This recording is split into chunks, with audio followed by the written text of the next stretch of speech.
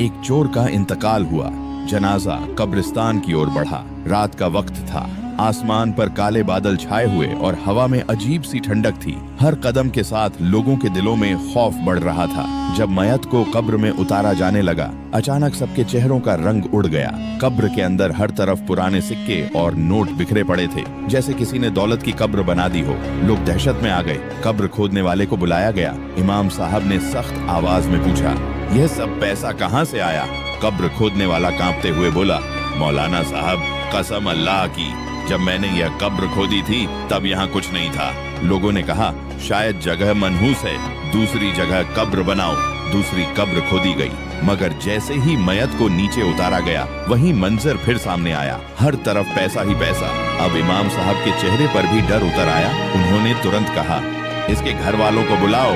थोड़ी देर में उसका भाई रोता हुआ आया। इमाम साहब ने पूछा, सच बताओ, यह कौन था, कैसे जीता था?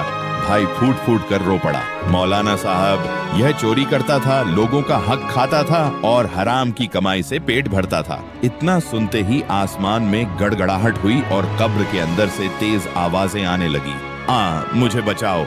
कब्र की मिट्टी हिलने लगी, नोट जलने लगे, सिक्के पिघलने लगे और उनमें से आग की लपटें उठने लगी। लोग पीछे हटे तो देखा उसी जलती हुई कब्र से एक बड़ा काला सांप निकल रहा था। वह सांप फुफकारता हुआ उस कब्र के चारों ओर घूमने लगा, फिर झटके से मयत के जिस्म पर लिपट गया। अंदर से दर्दनाक चीखें गूंज उठी, मुझे छोड़ दो, मुझे माफ कर दो।